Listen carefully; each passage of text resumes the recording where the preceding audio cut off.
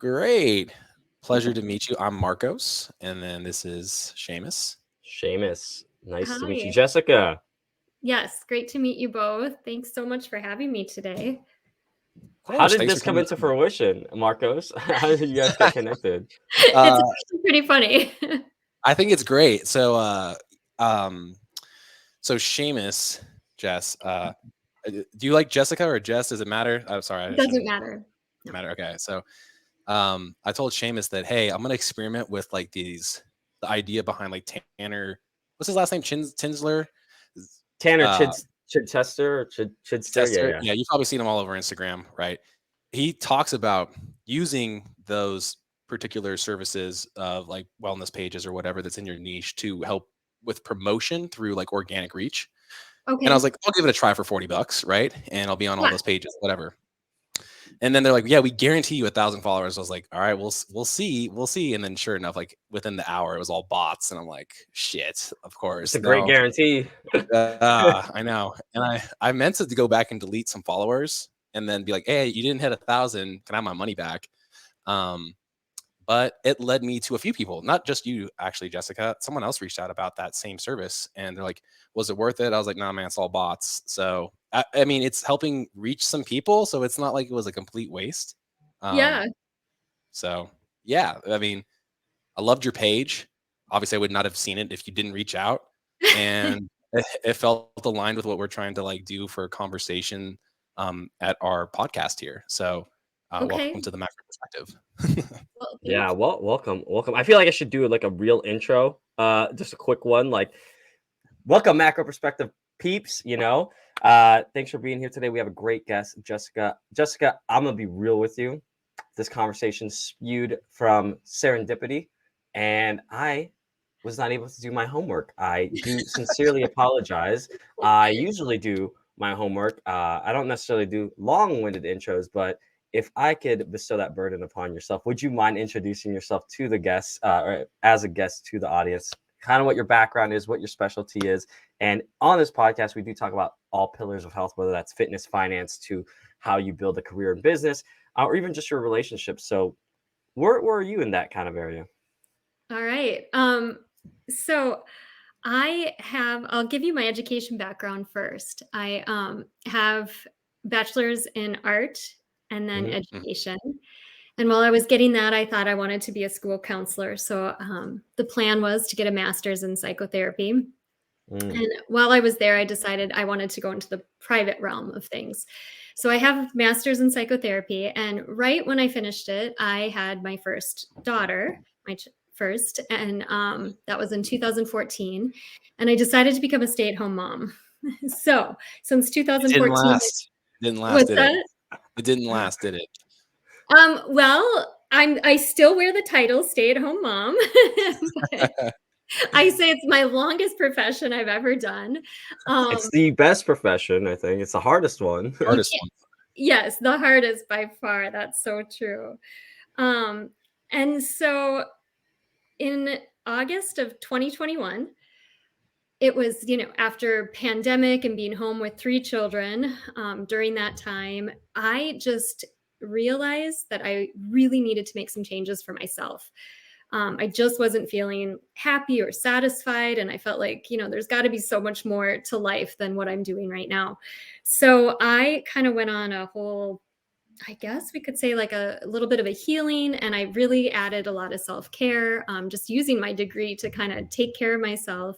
And after I did that for about 9 months, I felt so called to help others because I thought, gosh, I made such great changes in my own life. I feel so much better. Now, if I could share this with other people, this is what I want to do. So I went and looked into going back to a traditional therapy job, but I still have these 3 little ones at home and my husband works a lot of hours. So we weren't really sure how that would work with our schedule. So we decided, okay, we'll wait, a few more years for that. But I still really wanted to help others. And then a few months later, all of a sudden, I just started writing and I couldn't stop writing. And I thought, well, maybe this is it. Maybe this is how I'm going to reach people. This could be the vehicle to do it. Mhm. And so I called up a good friend of mine who's in business and I was like, I want to start a blog like today. She's like, oh, hold up. That's not really how this works. Like, great, keep writing and, write through the summer and let's see what you have. So anyway, December 5th, I launched my blog. And from there, I kind of played with it a bit. I posted weekly, but what I was finding is social media seems to be a better way to reach more people. And so I kind of started playing with the idea of taking these small little blog posts, putting them into like carousel posts and getting out my message through those. And so I've been playing with that. So that was how's that been? Like, that's a unique way of positioning a blog, because I don't think anybody's done that per se. Well, at least I haven't seen it. The thing is I just felt like I don't know that people want to read all that much anymore. I hate to say that, but I mean, I was posting, the blog posts were about 4 to 7 minutes long is how long it would take people to read. And I've watched my friends scroll through their phone and they just kind of look at the highlights of things. And so I thought, well, could I do that? Could I kind of deliver it in more of a quick version? I hear you on this. There's this guy, Chris Williamson. He has the Modern Wisdom podcast. He has a newsletter. He does the same thing as what you're talking about, where he has a newsletter, but he gets like just snippets of it in the carousel. And he's like, if you want to read the whole thing, get to the newsletter. And they're like heavy bangers in there. And you're like, oh, I need to get to this newsletter. So I think the carousel thing is definitely, it's an attention grabber for sure, because it's not the full read, but you get a synopsis, but you definitely want to read more. I like that. It's been working. And so the numbers reach more people and I'm having fun doing it, but as you just asked for a quick info or yeah, intro. It's never quick. It feels long on a please. podcast. It is actually quick in terms of time. Don't worry. Okay. Don't even worry. So I am very wordy. So for me to have to cut it into short, you're in the perfect place, because that's the whole point of this podcast. I mean, I want to kind of delve deep into there. I know we were talking about some social media tactics, but which is important because you do need to get that reach out there, and hopefully doing this podcast will do so and help more people deliver value to their lives.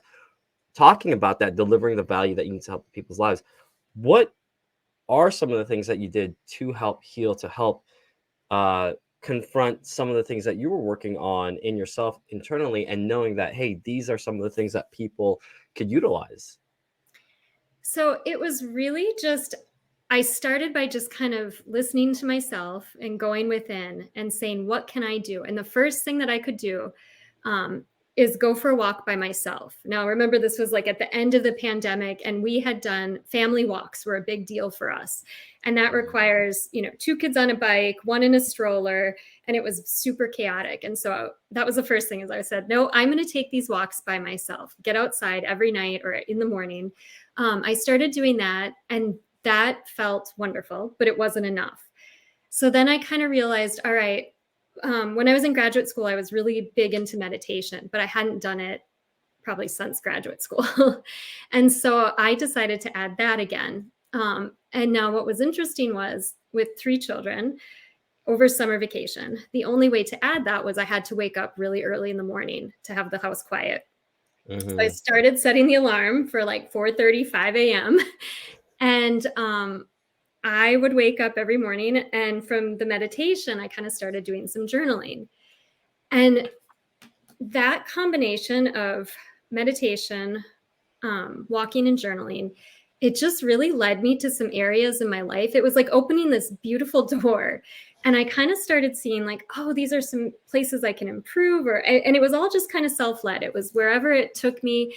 And I really kind of explored it. Of course, using the background that I have, but just listening to myself and kind of what areas did I want to improve on. Yeah.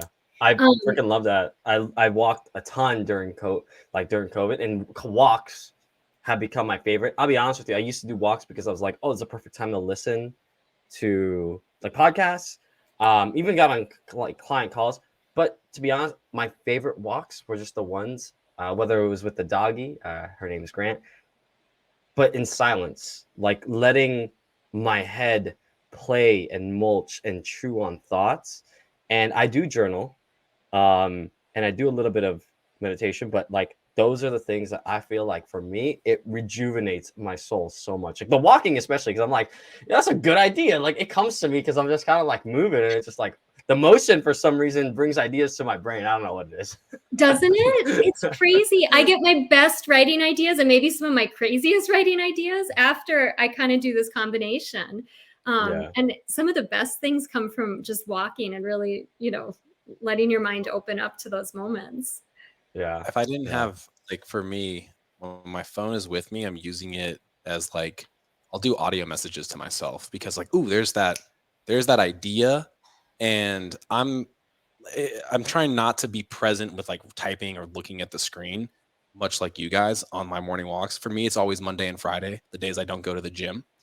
And I've had some bangers of ideas, as Seamus would say, like come to me in those moments. And it's not even that you're looking for enlightenment; it just kind of finds you, Yes. right? Yeah. And to me, sometimes too, like you mentioned, like being meditative and then journaling and then a walk or however that flow might go. I've noticed that like Seamus talked about this on one of our previous podcasts. Like you don't have to have an exact structure. It's not like coffee by 4:30, out the door by 4:40 or 4:45, right? Like none of that really matters as long as you're just kind of like, hey, like I'm up, I'm ready to kind of like take this day in, and let's see what kind of happens as you start moving through space. I only say that, Marcos, because like I had to have this like perfect routine back in the day, and I was like, if this perfect routine was not set, then my day was ruined. But the thing is, it took an hour long. I was doing like Wim Hof breathing, doing cold exposure, and then doing my journaling. And it's like, bro, it took an hour and a half to do that. Like, just like do one and move on. Like it doesn't have to be perfect. Yeah, and it is not. You don't have to be like putting yourself into a box to do those things. And obviously, like that was the thing that struck me as like when you messaged me, we'll call it faith, right? And or fate, right? Yeah. I just kind of felt like there's something here. There's a reason why this happened. There's probably going to be something in there. I dove into the page, and effectively, everything that we're doing right now is just networking with newer and newer people and trying to get a story and help understand how other people are approaching health and fitness and wellness altogether. And every conversation we've had since we hit double-digit episodes, because it was all just us two talking in the beginning, everybody's dropping these little nuggets of like, oh, I use that. Like literally our assistant helping us like do all of production, all the back end stuff was like, I've been teaching my husband to eat with the kids. We had a kids therapy, like food expert on. And she's like, I'm doing that to my husband. Now he likes broccoli all of a sudden. And it's like these little nuggets that are so relatable. You're like, wait a minute, my husband's maybe just a grown ass, kid. So let's just see how he handles this. But the fact that you kind of found it within yourself, you didn't go search for like a self-help book, right? You didn't go looking for it. You're probably a very voracious reader, I would take it, right? You probably I do read a lot. Yeah, I love to read. And obviously you probably haven't listened to any of our episodes. I had this lofty goal of reading 52 books this year. I've fallen way behind because as I started doing that, and mind you, last year I read all of like 2 books. I've read like 10 this year so far. So it's still good, but I've fallen off. I'm going to admit it. Like it was lofty, but intentionally it was lofty because going into something that you might fail shouldn't preclude you from trying to do it. Right. And true. So true. What I've learned through that are tactics to help, block out time more effectively. And now it's turned into time that's being allocated towards more conversations. I mean, we're doing 5 podcasts this week, Seamus, right? Yeah, and another 5 next week, basically. Another 5. So again, like I've already dedicated this time towards reading time, but now it's like now we're having free flowing conversation. And if anything, what's the theme or the motive or the general message of any book? It may be that you get one thing out of it, right? And I'm getting one thing out of everybody we talk to in a 1-hour period. So it's like an accelerated learning thing for both of us. And I'm like, it's addicting.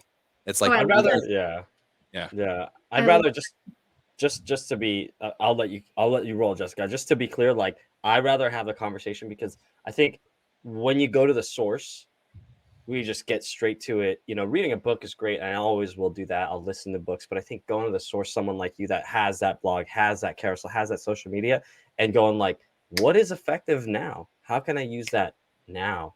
But yeah, other than the the journaling, the meditation, the walking, what other tools do you feel like are the tools from your educational background or how you're helping people now that you've seen to be very effective with dealing on whether, I don't know if it's self-healing or trauma or just getting through a shift? What are some of the other tools that you see have been working well? A few other things that I used in my daily life, just for me, music was huge for me. So because I have 3 kids, I can only put in one earpod, right? Because I need to be able to hear them too. But just having that music, so I was all over the house, it made such a big, huge change in my world.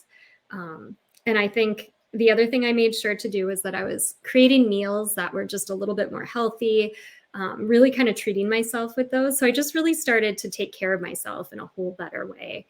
From all that, if I could give people suggestions as to what really helped me the most, it was understanding more about what I needed, understanding myself, and really, really starting to love myself, like fully accept who I am, all my quirks, all my unique things, even the bad parts, and just really honor it and love it because that's why I'm here. And I think from that, I just gained so much more courage to be able to go on and do this. Because a year ago, had you and I met and you said you're going to be on a podcast in a year, I would have said, there's no way. I don't have anything for you. But I just really think, loving yourself, understanding yourself, and accepting who you are is one of the biggest gifts you could give yourself. I wholeheartedly believe in that. I did a lot of self-love and self-reflection work. Just a little bit about me for the listeners would be like, we heard this 1,000 times, but I destroyed myself. Being a wrestler, being an athlete, I thought to become better, I had to destroy myself. Initially, kind of like destroying identities, but not destroying it in a mean way. Just letting go and moving on onto the new identity. But it was out of anger, out of resentment, out of pain, whatever it was. I remember reading a lot of like Brene Brown stuff, like, Atlas of Love, or just kind of like Dare to Be Greater, and I felt the topics for me that I truly understood, I felt was that courage is not the lack of fear, but being able to face fear and still take action. And that you may have guilt, you may have shame, yet the two are different, right? Like guilt is, two totally different things. Guilt is, hey, you're late to work, as she says, and it's like the boss is like, hey, you're 15 minutes late. What's the reason? Let's try not to do that again. But shame is, hey, you're a bad person. You're horrible because you're late for work. And it's like, you never hear anyone really speak that in the professional world unless it's a really toxic culture. But that's how we speak to ourselves sometimes, right? Like that's how we speak to ourselves sometimes, I feel. For the people, I mean, I know I felt it. I mean, have you felt that, Jessica? Like, oh, absolutely. Of course. Yes. yeah. Man, I think I used to struggle with that, like heavy.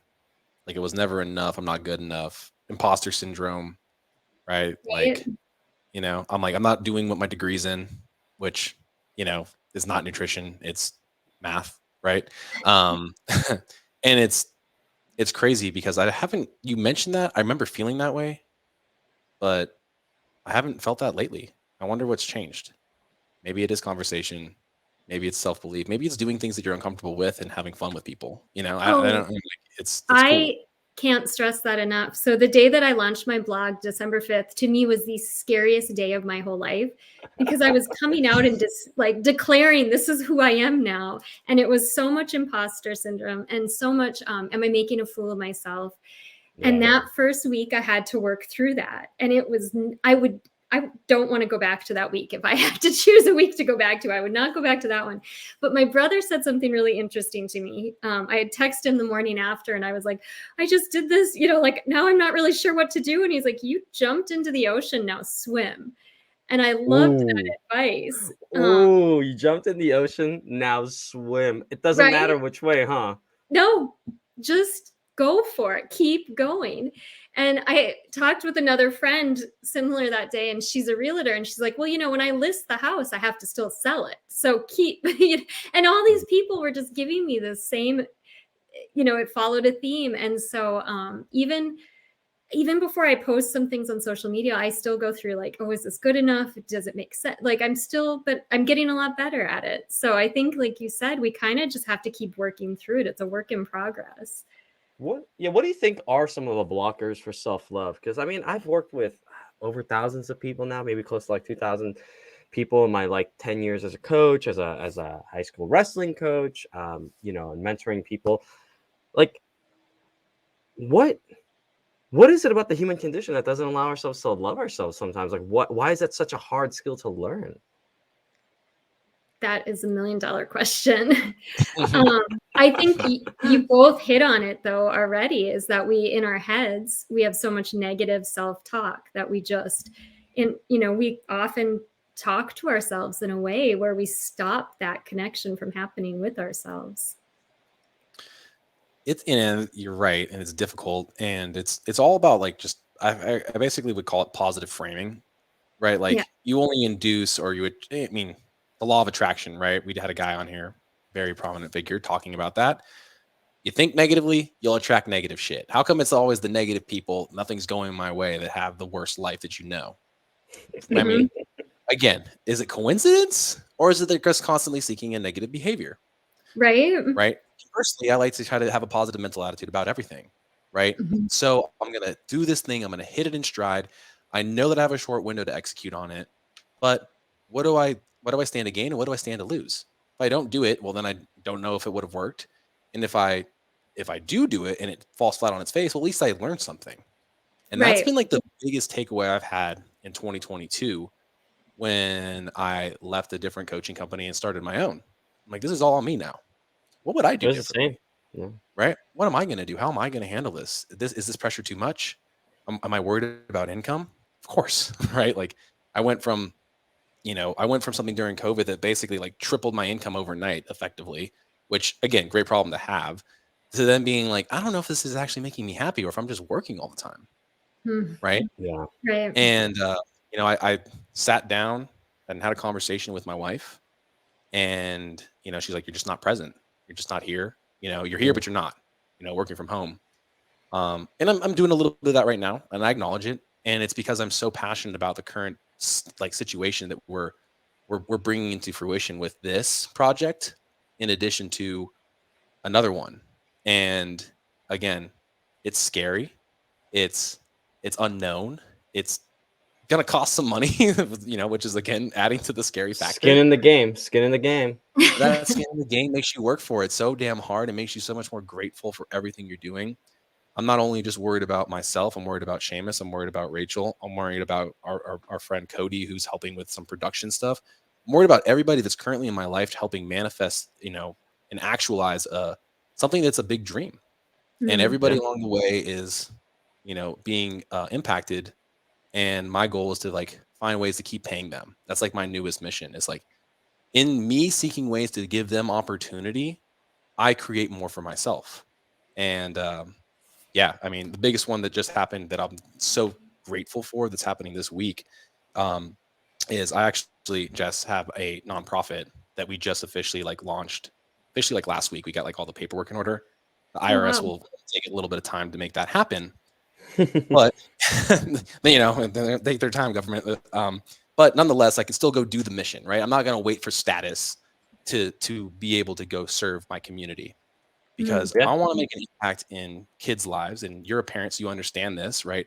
I want good mentors for my kids. And I'm like, who better to fill those shoes than dad, right? Again, like I don't have to be dad to these people, but I don't know if they have a dad. I don't know if they have a mom. But I can hopefully be the voice of reason as it pertains to health and making healthy choices, but just through education. They're like, why did this guy come out here and do this? He looks like he has it kind of put together. And that moment when I had a student say, you look famous, I was like, I'm a nobody, dude. I'm an absolute nobody. I'm just here to give you guys a good hot meal, teach you about some fundamentals of nutrition. And it was because of you guys giving me a platform that I didn't even know that I wanted, that this journey has now begun. So this weekend, I'm being with the help of a buddy that's actually a client that's a chef. We're donating 50 meals to the volunteers that are student volunteers for the competition that I'm competing in. And Okay. it is the dopest experience ever, because now it's like I'm paying it forward to my community, and that is addictive. Like Mm. self-actualization and self-love and giving to other people is like one of my biggest things. And to me, like nothing fills my cup up more. And hopefully, like, I mean, I don't know if you have this experience. This is personal to me. Like, I didn't really volunteer much as a kid. I was so busy with sports that I missed opportunities to do things that were philanthropic. And I didn't realize how much I actually needed that at a younger age. And I hope to like do that with my kids, Mhm. because, that perspective is freaking key to understanding how good we actually have it. There's a roof over my head.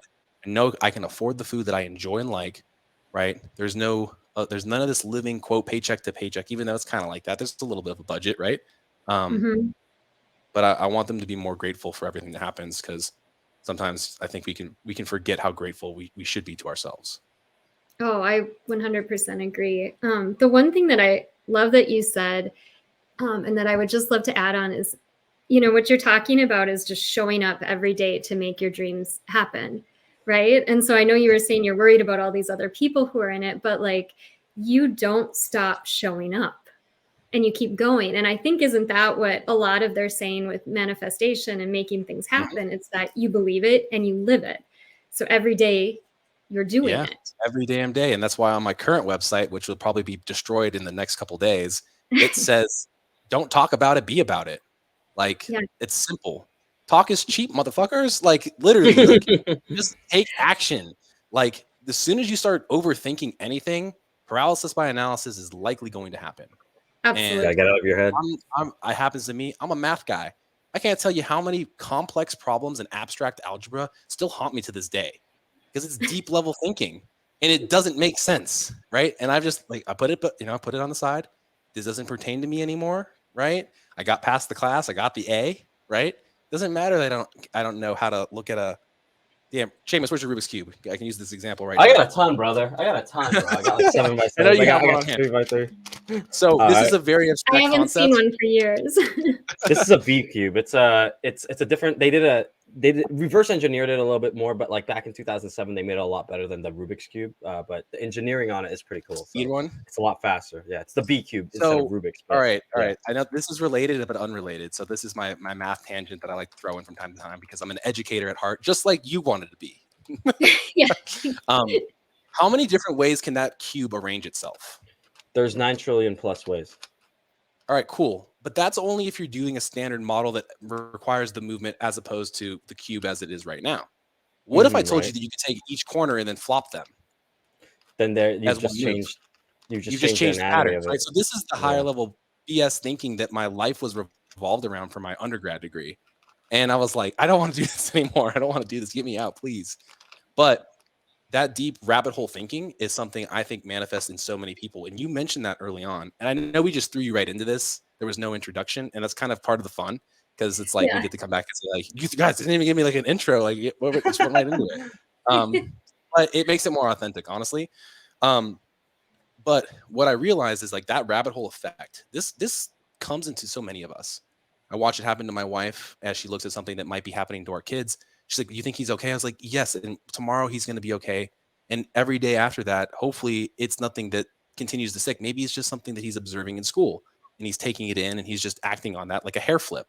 I was like, I can't tell Mhm. you as a kid how much I would just twiddle with my hair and deal with it and do all these weird things.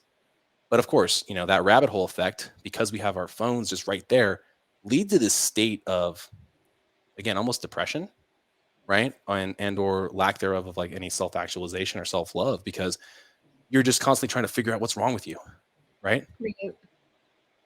Yeah. So yeah, overthinking, right?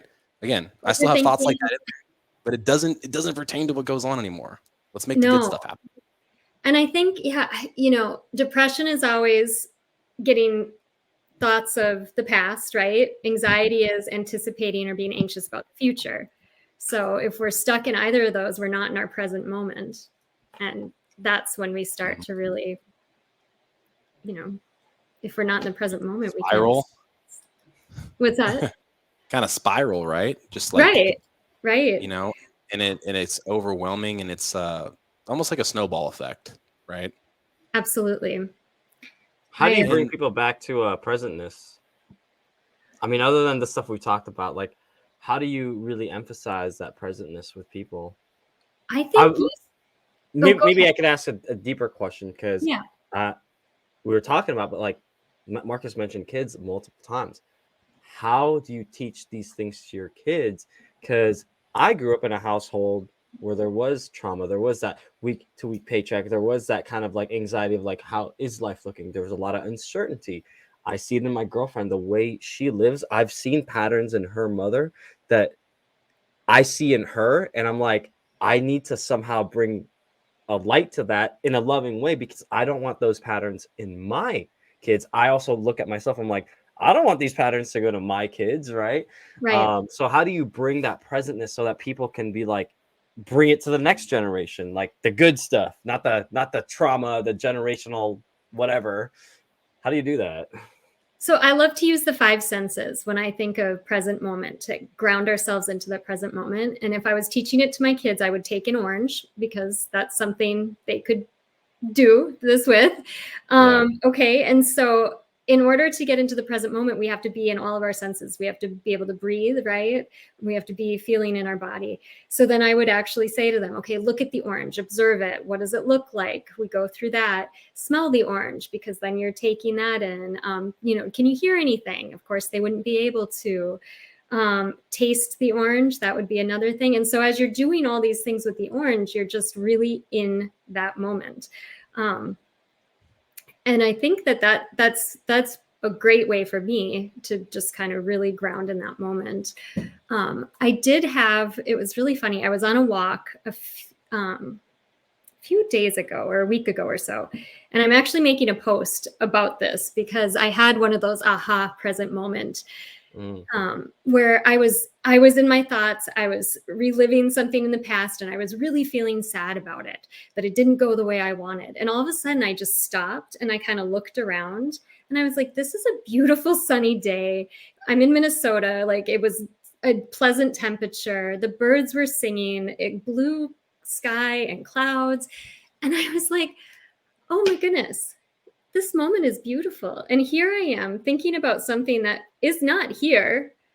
And I was in that feeling of sadness instead of experiencing this walk. And when I really focused on what was around me and coming back to that moment, it was such a gift. I don't know if that answers your question, Seamus. It actually did. And you brought another answer that I wasn't expecting, which is, we create our own worlds. We create our own heaven and hells. Well, don't we? We do. And the thing is, like, heaven and hell, they're still, whatever you want to call it, it's still not the present moment. It's not the real world, right? Like, it's not in there, but how it affects you in your reality, and how you play with reality. Because if you were in that hell being pissed off, and someone comes up to you, says hi, you're like, you're annoying me. Like, like, I was in the middle of a thought. But then, like, even if you're in a good mood, like, you still have to be present as well. I'd rather take the good mood over the bad mood, but it's easy to be caught in that. So it's so easy. I have to remind myself of it all the time, especially with 3 kids coming at me from all angles. If I really want to be focusing on one thing, and how old are your kids?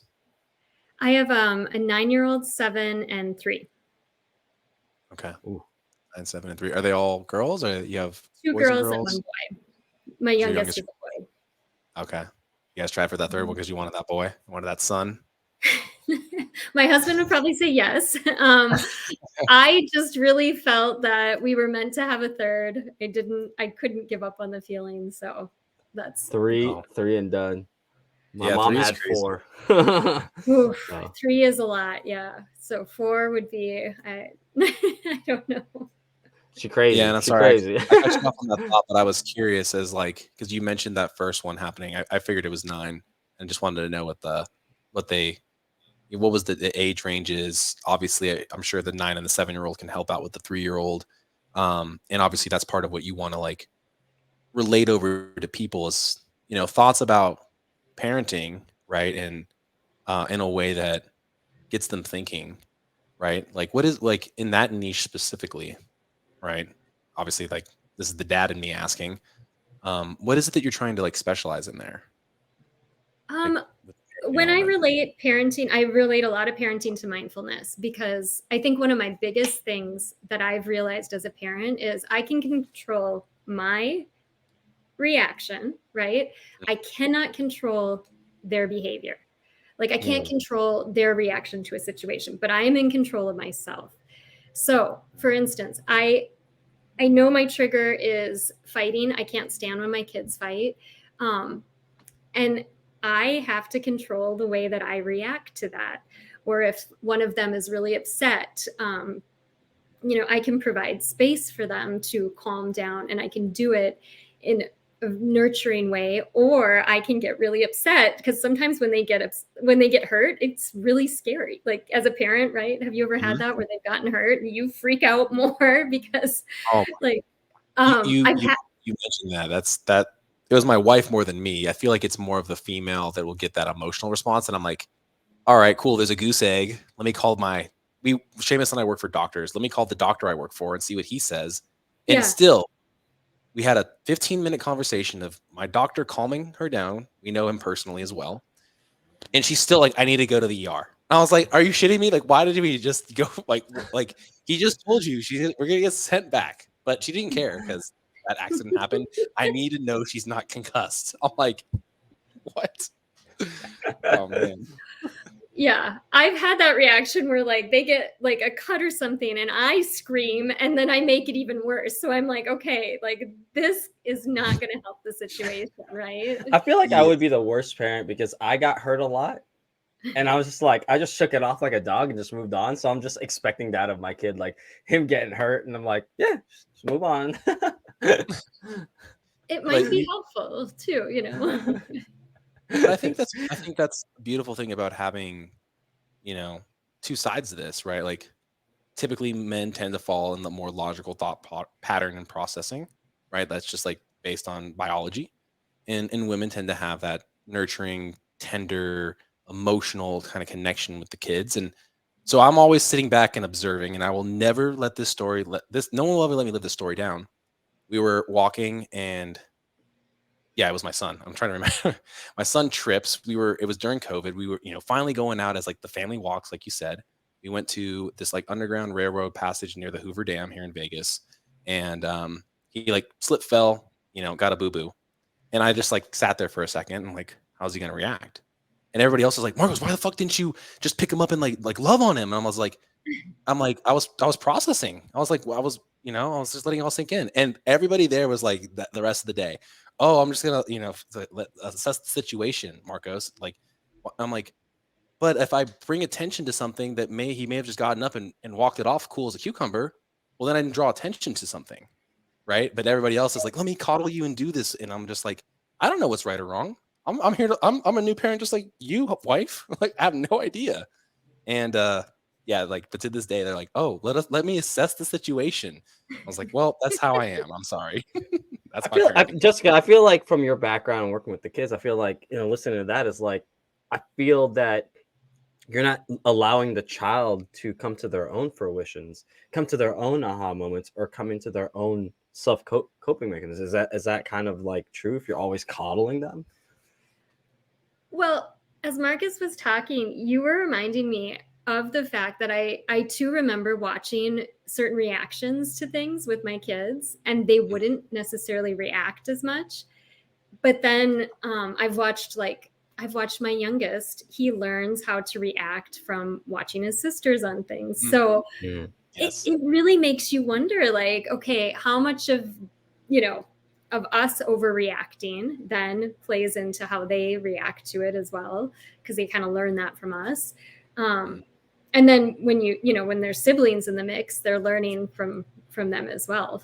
So It's it almost would osmosis. It's just like learning and being around that environment, and it's it's really interesting because I really do just let my kids, even though there's 5 and 2, there's a decent enough age discrepancy, like your 7 and 3-year-old, and I'm sitting back and observing because this is the most unique time ever.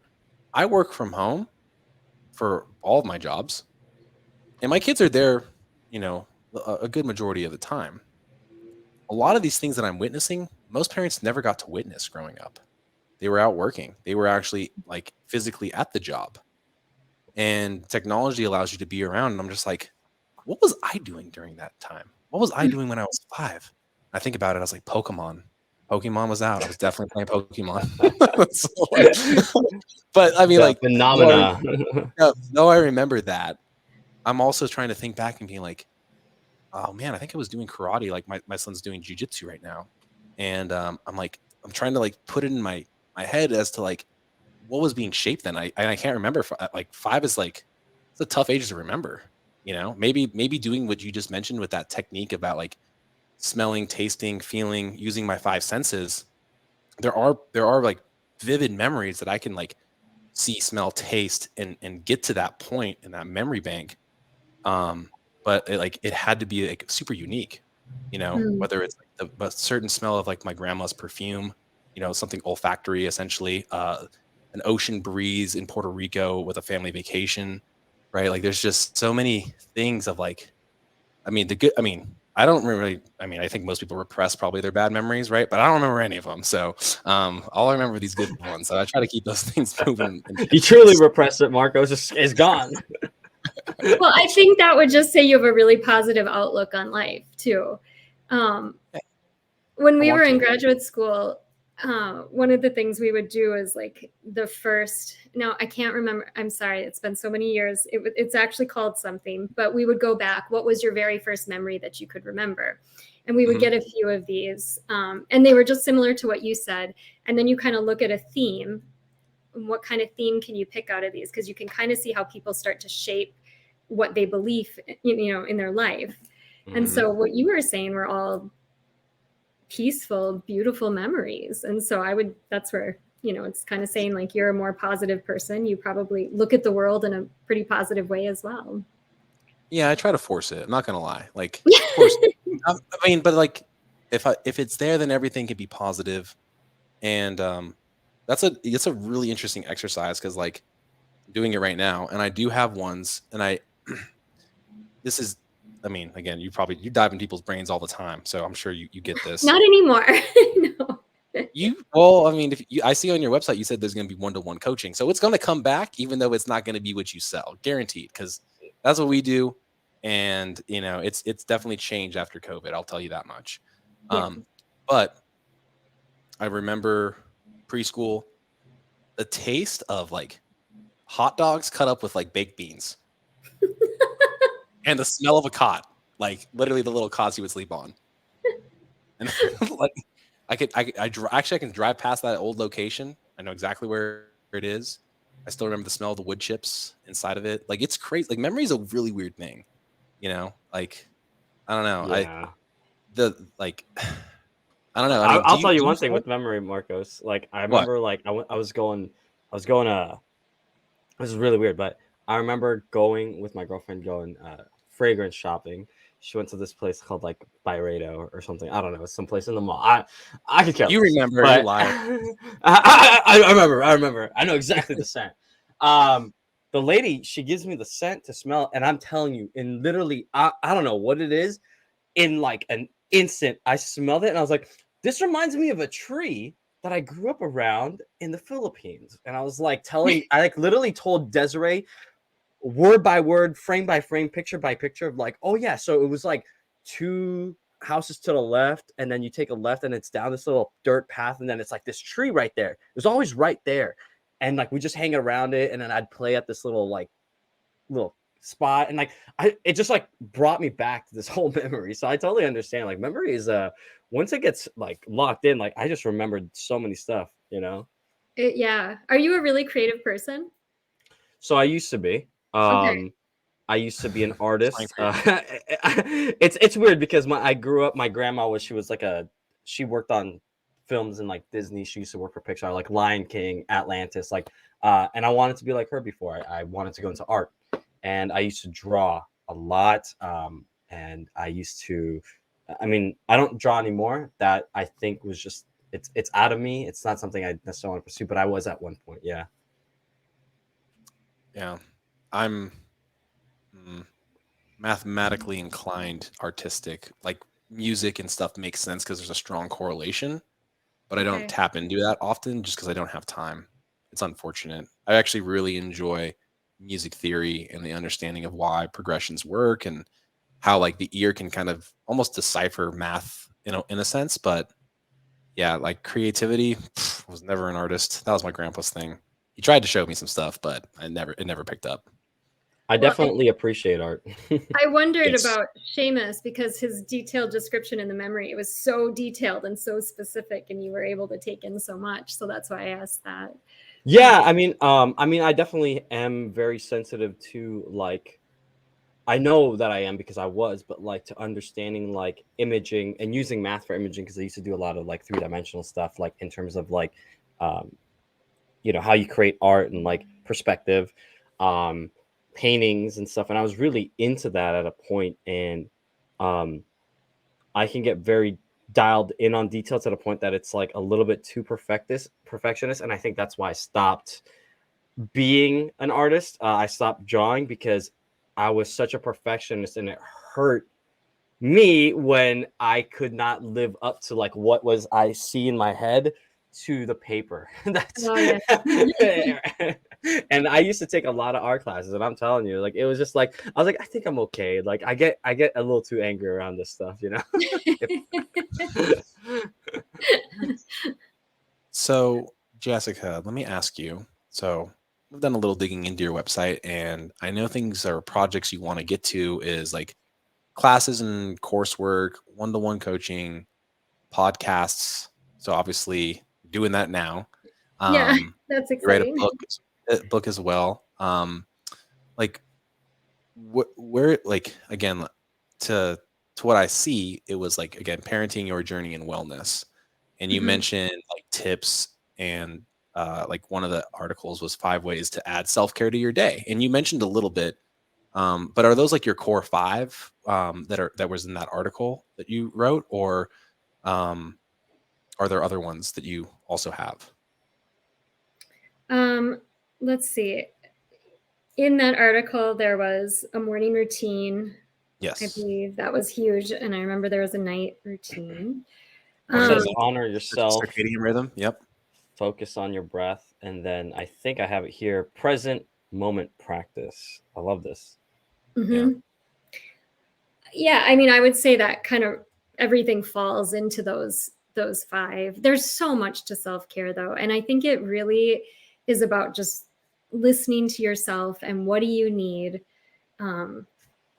to really feel that you know, and like I said, honor yourself. Like I almost look at it as we often need to we do such a good job taking care of our children, and sometimes I think we forget to take care of ourselves in that way too.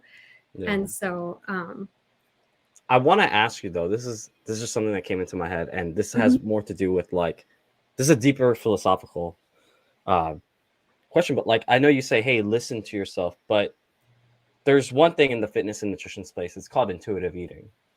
For me, with intuitive eating, there is a lot of that bio-social, the biophysical that go into intuitive eating, where actually when you do listen to yourself, it's actually not the best, because like hunger cues could be off for certain people, right? Hunger cues can be off, and they're like listening to themselves. Yeah, give in, get that cookie.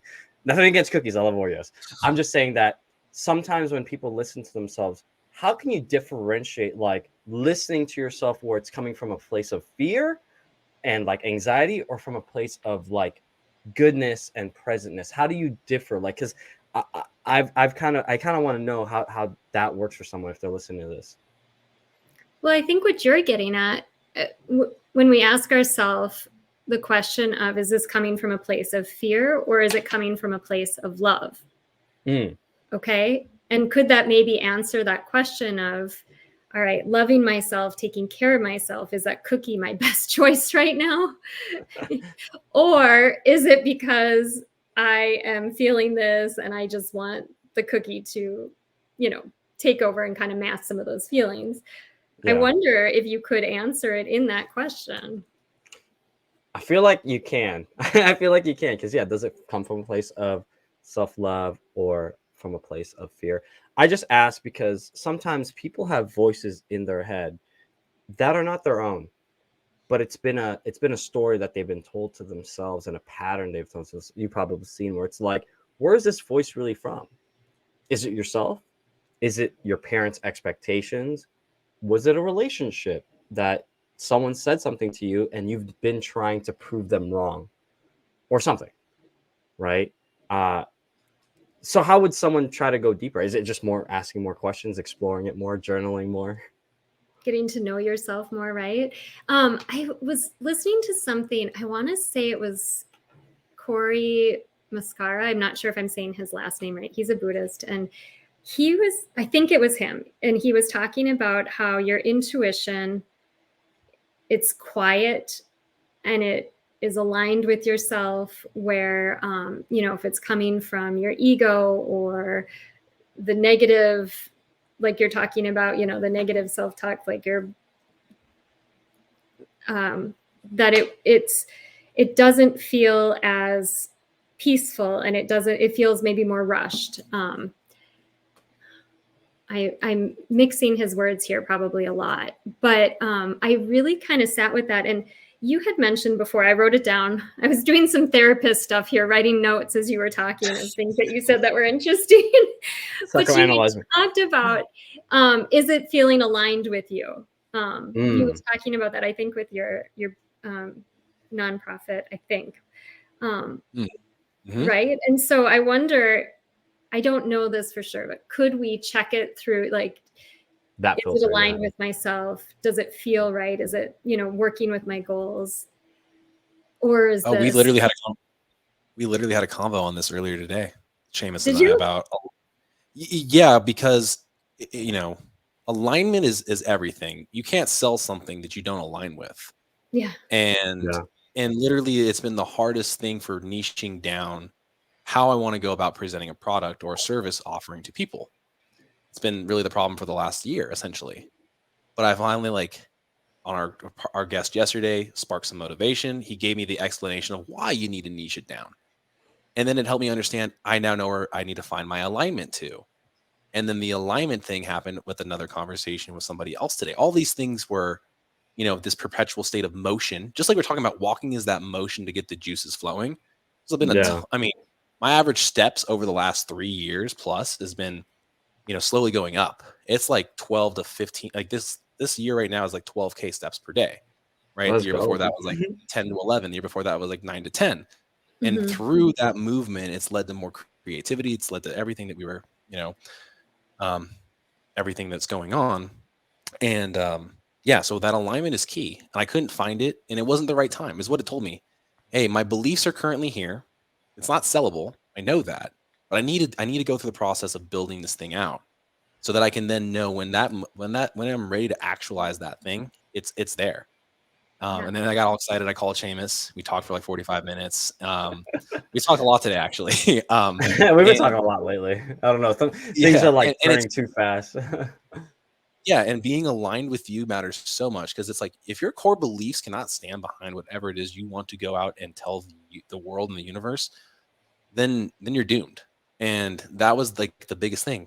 And talking to marketing experts and sales guys are like, doesn't matter, get the sale, teach them sell them what they want, give them what they need, right? And I was like, yeah, but is there a way to still do that in a way that aligns with what the message is?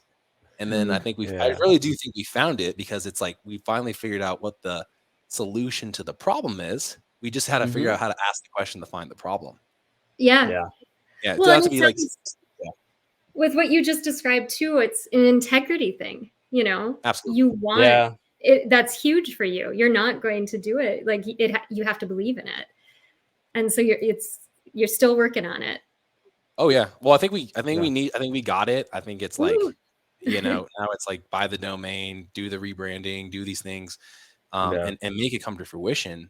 Okay. But it couldn't happen unless your mind was ready to kind of absorb that, and I mean, again, people get placed into your life to help with, again, that little nugget of info. You hear it. I mean, how many times? We'll go back to well, the hangry helper, right? What was her first name? Why is it escaping me right now? Seamus. Was she also with Jessica? I think she was Yes. also with Jessica. Yes. She talked about it might take 30 or 40 times for your kids to try a food before you actually start to, for them to start to enjoy it or start actually eating it. And it might be like smelling it, might be licking it, it might be like taking a bite of it, and like you just keep introducing it. So I kept hearing it. It's like, yeah, I'm acknowledging it, but it's just not there yet. You know, I'm not ready to take in a niche because I want to help Yeah. so many people. And then when the guy yesterday was like, hey, you funnel a niche for sales, but that's it. They'll find you for that thing. It makes it much easier for the audience to understand what you're trying to provide. But then more and more people will see the result as a result of your alignment to that thing. And then boom, then you can explode. And I was like, God, I needed this in my life right now. Well, that's You need to hear a different way. Yeah. I'm always, and that's why, again, I told Seamus, like, you know, we might have people that have 500 followers. You know, we might have people that have 1,000, 2,000, 20,000, 50,000. It doesn't really matter. The fact that people are willing to spend some time with us in this, you know, venture is cool, because it, again, not only is it a platform for people to get on here, record themselves. This is your first one, and I'm going to tell this to everybody that got this far into the podcast, which there's a good amount of people that do, which is great, and I'm so thankful for that. But when you come on and you give us your time, we're giving these recordings back to you. So we're going to have one that's all you. You can cut it up and use it as, you know, your own content to help spice it up however you deem fit without us being in there. So it'll be a little awkward as you're cutting through it and you don't see anything, like, except for like you just smiling. You're like, damn, I shouldn't have done that, or laughed, whatever. But you've already said some things. I was like, oh, right there's a reel, right there's a cut, like, and it all just came through just casual conversation, and it's like really cool to see this manifest. Yeah. Well, that's really cool. Yeah. Seamus, do you have any additional questions that you can think of right now? I just wanted to ask, what are you excited about now with the self-care, the self-love? What are the things that you're seeing now in yourself now, be able to write, teach, and coach this one-on-one? What are you finding about people now, or about yourself now, and that you're excited to flesh out even more so with your work? What am I finding now? So it's a great question. I look at this and I'm just loving the way it's growing. And it's just bringing out so much more of my passion and what I really truly feel I'm meant to do here. And it's just creating, gathering up that courage and continuing to move forward and create and put myself out there. And I'm just loving to see it all evolve. And a lot of what you said too, of just how things kind of move together.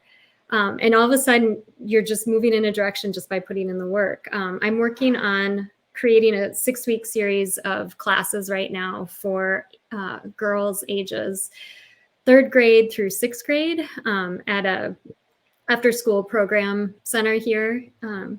And the topics she said came from some of the stuff she saw on my social media, but she also said there's a huge need in the community right now for just self-esteem, self-worth, self-love.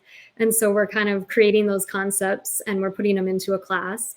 And then the other one I'm doing is a class for girls, that same age group, with friendship and kindness.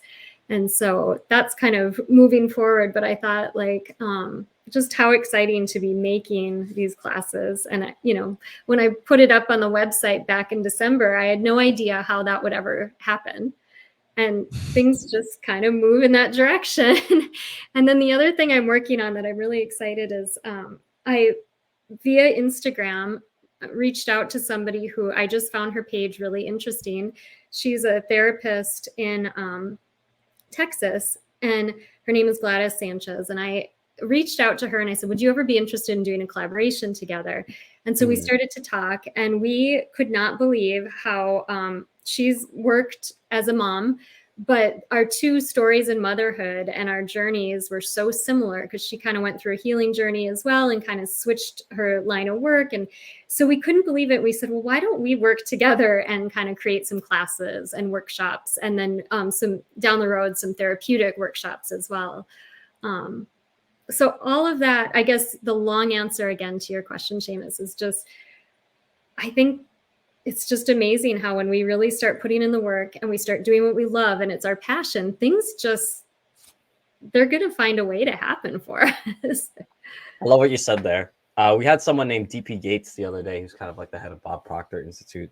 Bob Proctor being one of those like Jim Rohn, Napoleon Hill kind of guys. He literally said something to me that to this day, literally, I just mic drop. And I think from that conversation, like I think a lot of my anxiety, like just dissipated.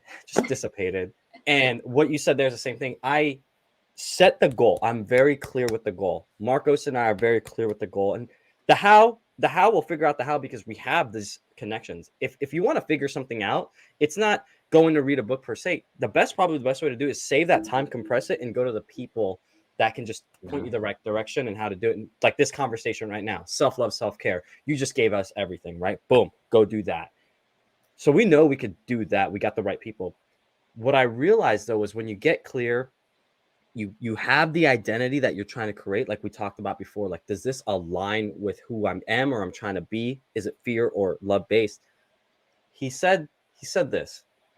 I'm gonna set the intention. I'm gonna set the goal, and guess what? I'm gonna let the universe figure out the rest. Why do the heavy lifting when the universe can do it? And I said, that makes so much sense. I was like in my head, like, like fire is going off, everything alarms. So I was like, I feel like my whole life I've been just trying to force everything, you know? And like, I'm such a type A guy. I'm like, I need to force it, and just realize like probably hurt me more. More anger, less presentness, reactive, angry. And it's like, once that moment happened, I felt like there was a shift of like what you said, just letting the work happen. And you're right. It just entangles. You're on this podcast. You're going to do that collaboration. It's going to be epic. It's amazing. It really is. Well, and what I find interesting about what you just said too is you were describing, if you think about the concept of the universe, like what you're saying, you have to believe it, right? You have to live it, but you also have to have a good energy about yourself. So if you are worrying and you're mad at yourself or you're not meeting your goals, and those are all lower vibrations. So that's probably not attracting what you want. But yeah, you need to go higher. Right? Let it flow, which is really hard to do. There's that vibration word again. That's what DP was mentioning, that vibration. And, he's like, exchanging of money is essentially a vibrational exchange, right? Like really? people vibe with you, they're going to give you money. Oh, you know what I mean? It's really what it is. So like, okay, cool. Like the word vibration, whatever nuance you want to bring into like your intellectual property is effectively there. But the way he's done it, the way that you just described it, I mean, you've already carved out a niche. It sounds like you have a certain age demographic, people you want to collaborate with. And like, to me, I'm like, you're way further ahead than I was a year ago, trying to think of like, I'm going to run a nutrition coaching company. I couldn't figure that out. And like you mentioned that, I was like, you're already set because you already have like direction towards that thing you're passionate about, which is awesome to hear for somebody that and again, like you just launched your blog. Realistically, it's like basically when we started this podcast, we just both chose, or collectively, we all chose different mediums, right? We're video heavy and this type of communication heavy because we know we need to build this skill set up. Mm-hmm. Why? Well, most of the things we do is to present our image and our likeness in a way that is articulating our message, right? I'm no longer a great writer. I was great in like 12th grade when I took creative writing. Like literally my SAT scores, they jumped in the wrong category because that was back when they had 3 different sections. And they're like, yeah, we don't take this one for college. And I was like, dude, I mean, I put like 200 extra points on this bad boy. It doesn't count. And I'm like, when Seamus and I had this idea, we were like, let's figure out the medium that we think that we need to work on most and why it can be reproduced in what we might need, right? And again, this is like our form of a blog. in a sense. Mhm. It Effectively, is. that's what a podcast is, right? Right. And refining that skill set in modernity, to me, I mean, I would again, that resonates with me. And like you said, people may not want to read the carousel all the time, but it has Mhm. value. And I know, like, oh, I like that idea. I know I need it because not everybody wants to see my ugly mug every time I'm on a reel, every post I do every day, right? Like, you need the nuance. You need to be good at all these things so that you can articulate your message in many ways. Also, too, if this is your first time really having a long form recording, you learn a lot. And we did this meeting with Brett Bartholomew, who's the head of the Art of Coaching. And this dude had so much energy in a Zoom meeting. It was contagious. Like the best Zoom presenter I have ever seen. I'm like, sign me up. Like, I actually need to go back and like apply for his actual coaching because they make you record yourself and then analyze yourself in a way that's generally uncomfortable. But I Wow. took notes of what they said, knowing I wasn't ready to pay for that yet because of, having kids. You understand, they take precedence. Mhm. Um, and I'm looking forward to hopefully getting there because I think that'll elevate the skill even more. But Mhm. it's reps. It's always just continuing to get those quality reps in. Try to be concise. Don't be overly, don't use too many big words. Use the right ones at the right time. And I think your audience, obviously, you have to do what you're doing for third grade to sixth grade. You said, or is it 3 to 6 year olds? What was that? 3rd grade through 6-year-old, or through 6th grade. Sorry. Yeah. So that's Yeah, third through six. yeah. Yeah, I did a nutrition seminar to 5-year-olds, and I learned a lot. I learned so much. I learned so freaking much. A 30-minute conversation to kids. What is protein? It makes you big and strong. And like, all right, cool. Like, I had to ask questions in such a different way, but I learned so much because I was like, oh, they're bringing up good points, and I'm gonna actually use that with my adults because the way they view it is so unique and cool. And I actually recorded the whole thing, so I have it all like good to go because I can Can't go wait to back see and it. I'm not gonna remember everything, but I can go Right. revisit those things. And that's the nice thing about recordings is you might be in that weird mood and be like, let me go do that thing the first time I did that thing, whatever it was. Oh man, and you have like you have a reminder to yourself. Um, yeah, and we're just document. This is documentation. This is not creation. Documentation, conversation, all those things, And I think for you, if I were to give one piece of advice that really helped me, and I think it's helped my reach to people, it's being good here and like concising it down big time. For reach and pull, like I did the longer form reels in the beginning, and I was like, oh man, like I don't find it engaging, even though it's good.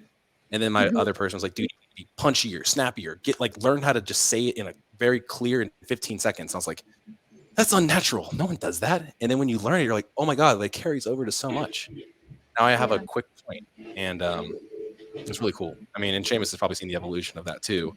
And It's been cool. It's only been like less than 6 weeks, like, but in 6 weeks, the damage that he's done to his vernacular, how he talks, how he speaks, I'm like, oh, pretty yeah, fire, pretty fire. I yeah, look forward to these reels we're because gonna, they're pretty fire and they're great. yeah. And I'm uncomfortable. I mean, if you ever just recorded yourself by yourself, you still get an adrenaline rush. It is the craziest thing. So I've watched I've watched another colleague of ours, and he is so good, and he doesn't even practice that much. Rudy, dude. If you ever watch this and I'm giving you like accolades big time because he He did needs to it. do a host. He needs to be on a show or something. I mean, it's like we're making a Cinegenics podcast or something, right? And he's going to be the head guy. And again, like it's funny because you talked about finding that thing, getting aligned with it, and just going in and doing the work. That's what we did. And now we're, quote, the experts of podcasting because we've dabbled in a few websites, we've dabbled here, and our other companies like, hey, and that was the whole point of us doing this project was like, we were supposed to do it for that company. Let's just do it and get some reps, Mhm. and now we have, I mean, going on 40 hours worth of recording in studio time. So, and we learned how to download and upload and do these things and a weird skill set, but no one else wants to learn it. So here we are. Yeah. Yeah. When in October, I didn't know what a reel was. And in September, I didn't know what a brand versus a logo was. I'm not kidding. Like, as my friend Wow. was talking to, I know I was Googling like what the difference was. So it's funny how we can really, if you're dedicated to it, you can teach yourself anything. But Did your friend that you spoke to do your website, like your branding and your page there? okay, so I had somebody else do my website, but this friend is just amazing, and she sat down with me. She works for a corporation, and she brought me a blank brand framework worksheet, and we were driving. Was it building a story brand framework, out of curiosity? I'm curious. I have it in a file folder right over here. I don't think it was like 10 pages. It was pretty intense. And this is what she uses when they are going to roll out a new product. And so we were in the car for about 4 hours and we worked on it. And finally, after about 2 hours, I was like, I can't do this anymore. My brain is thinking in ways that, and she looked at me and she's like, we're just getting started. Like, this is the warm up. Yeah. Like she was just so into it. But she took me under her wing and she's taught me so much. And pretty much I run everything through her. She's just been a great help. And she doesn't need to do it. She just is a good friend who's helped out. So it sounds similar to the way that you two work together too. 1,000%. And I think what Seamus and I are learning is people can always just say no or not respond to you.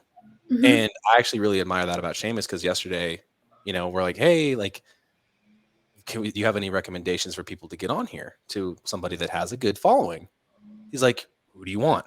We're like, we're like, really? Okay. And it's manifesting into like another bigger person. Mm-hmm. And it's absolutely crazy, because all you need to do is ask so many people that are at that position, like your friend. They're so willing to give you their time for nothing. The value, that's all they want is value, because they know then that you'll come to them. And next thing you know, down the road, in a year or two, when you can actually use their services, that you're ready for it. You're actually, they gave you the framework. And I've had this happen with so many mentors in my life. It's where it's been amazing. I can't thank all those people enough so far. And now I'm just like, hey, how do we get an hour of your time, or a night of your time? And how do we learn from that person? What can we give to our audience? Can they get something else that they want to do? Shoot, people might be taking this and creating their own business. They're like, I don't even know the difference between a brand and a logo, right? And truth be told, until Cody kind of mentioned the difference to me, I thought they were kind of synonymous. He's like, no, branding is like the colorway and the theme and the fonts and blah. And then he's like, the logo is like the actual like thing. And then there's a moniker. And then I'm like, all right, cool. Well, that's why there's marketing people. That's why geniuses. You stay in our lane. When you talked about people saying no to you and how you just have to keep asking, that was one of the things in December when I was really going with, just getting started. And I was like, I kept talking with friends of ours that run their own businesses and do it pretty well. And so I asked them, like, well, take me back when you were trying to create this idea. And every single one of them talked about how they got so used to no that it didn't even faze them anymore. And that I love getting to the no. Yeah. I love getting to know. It's like the best thing. I'm like, okay, cool. The real conversation starts. Like I'm going to sound like really weird right now, but like dating girls, like when I was younger, like, did you be like, no? I'm like, but no, really, like, what's up? Like, cause I was just persistent. Like I just, date people. Like I just asked so many people out and they're like, no. But it's like, once you got over the fear of like that first no, then you start going like, are they just saying no because it's the reaction, like in your own head? Like, is no just a natural reaction? Because it's like, look at this weirdo, Seamus, saying what's up. And then you kind of go, well, what's the real deal? Like, you don't like dinner? Like, you don't like a free meal? You don't like a free Starbucks? Like, what's up? And then like, they're like, okay, cool. Like, this guy's funny, And it's the same thing with clients. I say the same thing. Like, they're just like, no, I can't do it. I'm like, why? And then the real story comes out. And that's like where the real flavor comes out. The pain comes out. And you're like, let's talk about that. Let's talk about that. Yeah, I think everybody's journey starts with no, right? And from a business perspective, you have to learn how to take the no's from the people that are not willing to, quote, help you, but also those people have now learned to also say no. Like, hey, there's somebody else that's available to you, because it goes both ways. And in talking with our assistant, right, today, I was like, I'm going to remind you, you got to learn how to shut off and say no.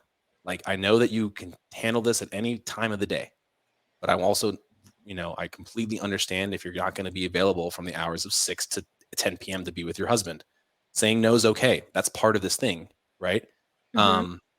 Yeah. And again, like it's the starting of the learning process as a new endeavor, but it's also when you know that person that's there is matured enough to also say it. So it's such a like interesting thing because Seamus, somebody tell me, I mean, you just mentioned it with your clients with parents too. You got to learn how to say no to these things. We have to tell our clients, hey, you got to learn how to say no. Last night I was dealing with stress. I didn't say no. I had 2 legendary pastries. You know what I mean? I knew I shouldn't have had them, but I did it anyway. Right? Yeah, I think I it's, learned it's to say no. boundaries. It's Boundaries. Like boundaries. it's boundaries.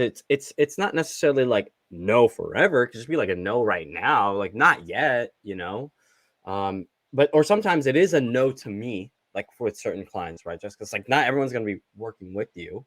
And it's like, okay, cool. What's the reason? Like, do you hate me? Am I like a weird guy? Like, what's going on? Or like, could someone else better serve you? And it's like half the time, more than half the time, it's like, oh, it's because you need this specialist. I can't do that. I gotta Mhm. refer you out, Right. So I'd rather get to the know. I love getting to it fast because it gets the real deal, going for me. It's like, okay, cool. Now we're having a real conversation. We're not doing this fluff stuff. Yeah. I heard it once. No just means next opportunity, and then just move on. And I was like, oh, that's a really good way to look at it. So Wait, Yeah. say that one more time. that no just means the next opportunity will come to you. This one wasn't right for you, so then you'll get your next opportunity. Awesome. Versus looking at it as I didn't get what I wanted. Just Yeah. the next thing will come and it will be right for you. And it's not like a rejection to you too. I think a lot of people think no is like, I got stabbed in the heart. Like they Right? hate me. It's like, no, it's not that they hate you. It just may not be the right fit. It may not be the right season for that person. I mean, just doesn't, it's nothing against you per se, unless like you're truly like, actually, like, I don't like that, like about you completely. It's like, it's not that. It's just, yeah, you're right. There's always other opportunities. There's other fish in the sea. There's other experiences that can be done. And when you do say no to certain things, what I found is like, you'll be saying yes to the things that absolutely should be in your life. Like these are the Mhm. hell yeah things. Like everything in your life, whether it's the people, the things that you do, the experiences that you seek, are the hell yeah experiences, because you get to say no and filter out, oh, these are the experiences that like aren't really going to serve me at a high vibration. These are the experiences that will. And when you go there, it's like each moment you're like more present, which is like a big thing we talk about, presentness. Yeah. And I had you repeat it because it was like a clear cut right there. You can snip that. Boom. Something for you for your time today, because we really appreciate you coming out and doing Yeah. something new to you, right? And hopefully it makes you feel more comfortable with communicating to yourself on camera. I mean, I can tell you, I don't know if you've ever heard of Loom, but it's like a video recording platform. And Okay. I haven't heard of it. so you can record your screen simultaneous to like yourself being there. And Okay. I've talked to myself in that damn thing for probably 10,000 hours at this point in my life. Wow. And it's crazy because at first I did it, I was like, oh my God, my heart's dropping. And I was like, dude, there's no one freaking here. There's no one But, here. I'm sure there's a little bit of that emotion right now, right? And I mean, I love seeing people getting uncomfortable because, I mean, my Growth. nature, I'm a CrossFit coach. So like everybody that steps into that door the first time, I really don't know what to get, what I'm expecting to do today. And it's like, don't worry, we're doing baseline. I'm going to crush you. It's like, I totally can't. Yeah. No, I don't do that. To That's legit scary right there. And Yeah. this was such a wonderful opportunity for me. And I've stumbled over my words here. And so, yeah, I too will be able to go back and be like, okay, this is what I can do better next time. But this is such an amazing opportunity. I appreciate the time. Like I was telling my girlfriend this, and she's like a clinical dietitian. I'm like, we're on episode 30 or less, babe. This is the prime time to be on because, suck. like you said, Jessica, Suck. like we're gonna suck. We absolutely will. Okay, but once it gets to like 2,000, 4,000, 6,000 to 2 million followers, it's like we're gonna get Jessica back on. And she's done like 100 podcasts then, and Or it's gonna have be your like, own, whatever yeah, that or might have your look like. own. And it's like, oh, she's done 500 episodes another day. It's like it's easy to be in front of that camera. So this is prime time for us. This is the ninja reps, the reps that no one else sees. Well, I can't thank you enough for this opportunity. And it was really great talking with both of you. Yeah, we appreciate you, and I we'll get all your details and info and make sure we have it all posted in the show notes for everybody. And shoot, if anybody wants to comment below and they too would like to be on here because they have some thought or something they're trying to get started but don't know where to. I mean, having conversation is where, I mean, I was taking notes. I know Jessica was taking notes. I know Seamus was taking notes. There's things that we're going to go apply from this conversation. And it may have just been one thing that we wrote down. But I think that that's ultimately what anything you go tune into should do. And as a result, for me these days, mindless television doesn't really do it anymore.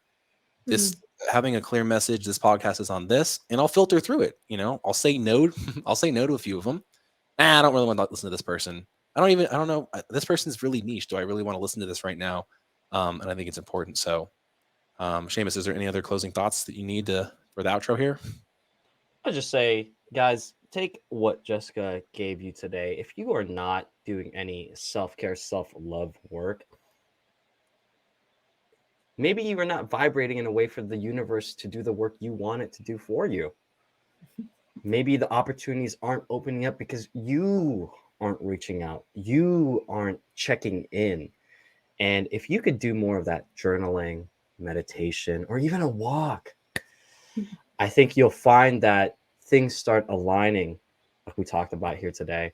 And at some point, the universe will do the heavy lifting and you will become the person that can do your life's mission that you're set to do. So thank you guys. Appreciate y'all. All right. Check out the show notes at Macro Perspective Pod on Instagram.